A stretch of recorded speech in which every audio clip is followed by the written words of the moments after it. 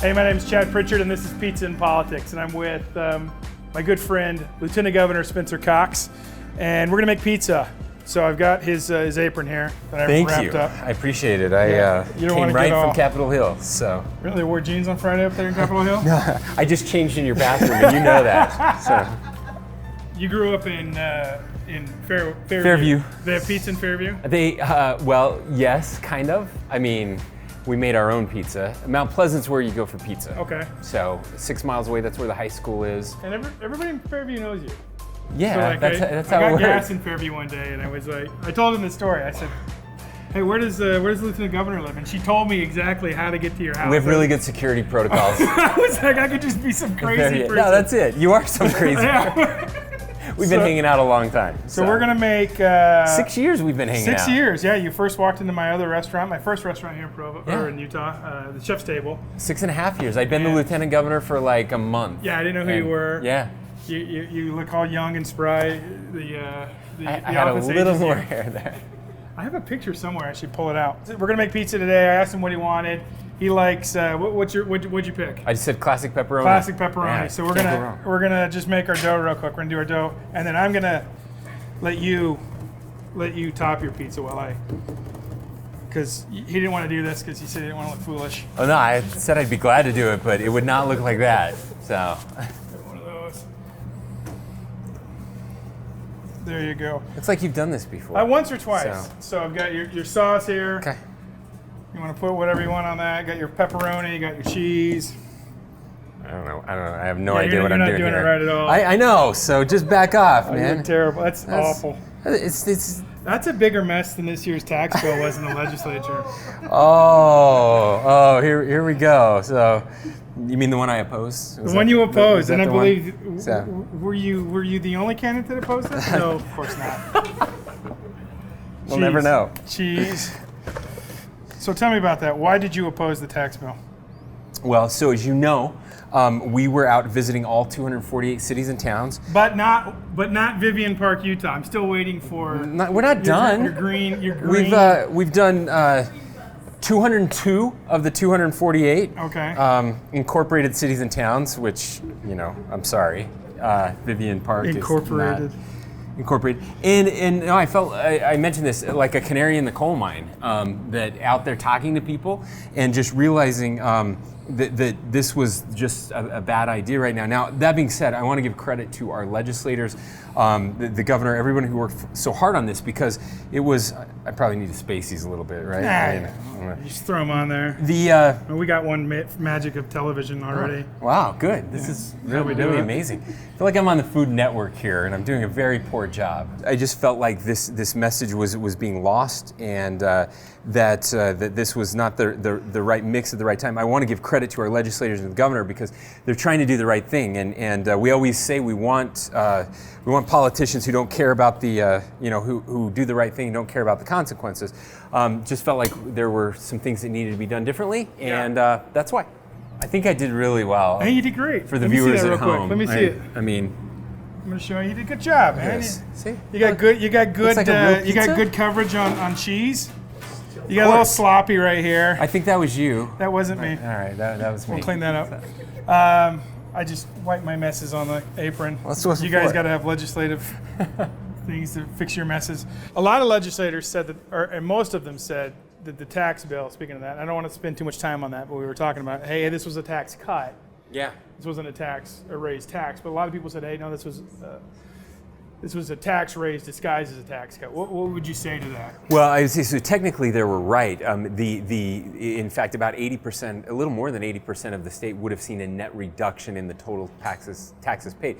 I think the problem was twofold. One, it was a tax cut no one was asking for, so the tax cut was all on the income tax side, and then a tax increase that nobody wanted, specifically on the food side. I think that was the one that was definitely the most unpopular, and so I think that combination was definitely lost on a lot of voters, on a lot of people, but also again, and I tried to warn anybody that would listen that this was deeply unpopular, and no one thought they would be able to gather 116,000 signatures in 40 days, and they were right. They gathered 150,000 signatures in 40 days, which was phenomenal. Only happened one other time in the state of Utah. And so I think that was an eye-opening experience for everyone involved.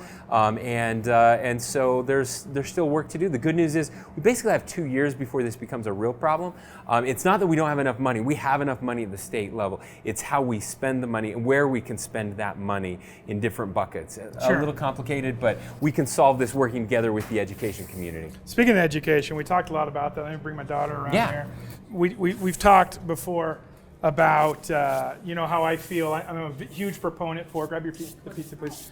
I'm a huge proponent for technical and alternative education versus, Right. and here we go, here's his pizza. Look at To that. the magic of television. Wow, that was quick. We did not make this ahead of time and have it in the oven while he was making one. I promise. That's not what happened. We did not.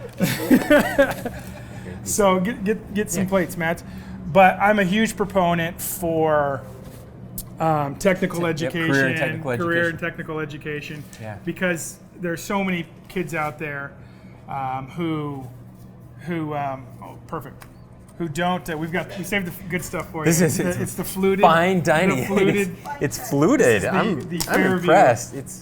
We do have these in Fairview. So Maddie had a question for you about that. Yeah, ask away, Maddie. Come on over here so they can see in the frame. Maybe you can hear. Yeah. So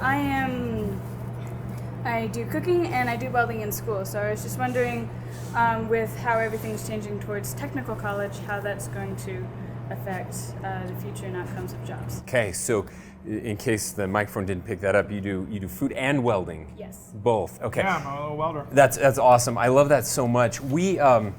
This is one of the things I'm actually running on, because I believe we've made a huge mistake in our country over the past 40 years. This idea that every kid has to have a bachelor's degree. It's bad for our kids and it's bad for our economy. Now, obviously, that's important for some kids, and it's a good thing. It's a positive thing. But what we need now, the modern workforce needs skills. That's incredibly important. And we've also separated work from education for far too long. That school's the thing you do the first 20 years or whatever of your life, and then work is the thing you do after that. The modern economy doesn't allow for that. We need work and education together. And so bringing career and technical education back into our high schools in a really big way, so you have real work experiences in high school, I think will better prepare our kids for the modern workforce. There's no question about it. I have a friend in New York. He's incredibly successful. He will not let his kids, his daughters, go to college until they have a skill. So they have to get a welding certificate or a computer science certificate or a culinary certificate, something like that, and then he lets them go. And that's the mixture that matters, helping our kids figure out what they want to do, what they want to be. And then we need to start investing more in our UTech colleges. We have so many right now. I was talking to a guy who runs an electrical business here in the state. He could hire 400 electricians on the Wasatch Front today. That's how short they are, 400 electricians. And these are very good paying jobs. And so we've got to make sure that we can have the workforce of the future prepared. And I'm so proud of you because you're the model of what we need going forward. Oh, perfect. So give us a really bite good. of that. I'm going to ask you one more question, then we can go. Yeah. Oh, it's really soft. It is because really it's really soft. hot out of the oven. It is really hot out of the oven. I don't know if I want to scald my mouth with this right now or wait a second. How was it? Oh, good. It's perfect. Of course it's good, right? Uh-huh. So of course it's good. So good. no, I would be remiss. I'm asking I like to, when we do these, I'm not just giving softball questions. So I have a question for you. Have we had a softball question yet? I don't know. I don't want to be accused of that. So a lot of your critics say that you'll be more interested. I don't have any critics. You'd be more interested in making sure everybody likes you than getting things done.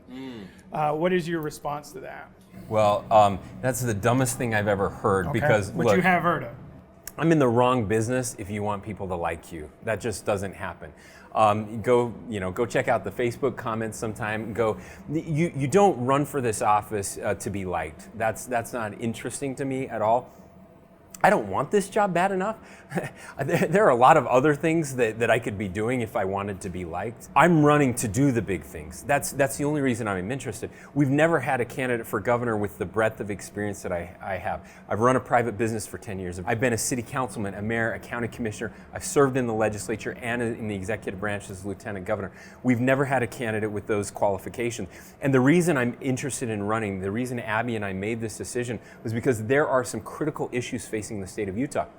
I'm also very proud to have been part of an administration that helped set the table for the most prosperous economy in the history of the state of Utah. We're leading the nation in virtually every category when it comes to economic expansion, and continuing that into the 2020s while dealing with the education issues, dealing with the growth issues. That's why I'm running. And if we're not going to do the big things, then somebody else can do this job. Very good. Well, thanks so much. So thanks for your time coming in. And you all should come to Fat Daddy's because I love it here. The pizza is incredible. Best pizza in the state. Congratulations, Chad. Thank you. Thank you. Do you have any time to ask any questions from anybody that's here? We have a few people here. I'll take questions from anybody. Anybody got any questions? Yeah.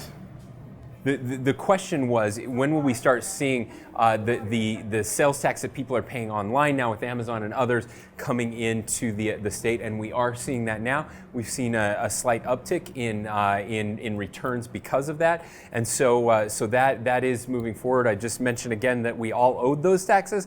I know everyone probably didn't fill out their forms at the end of the year. You did, Chad. Good. Chad did. So that's awesome. But now we're remitting that tax via the online sales, and so that is one place that is definitely changing. Abby Cox, who is actually my wife's second cousin. Do you want to come around here? Sure. Come around here. Yeah, Abby's here with. She's the best part of all of this.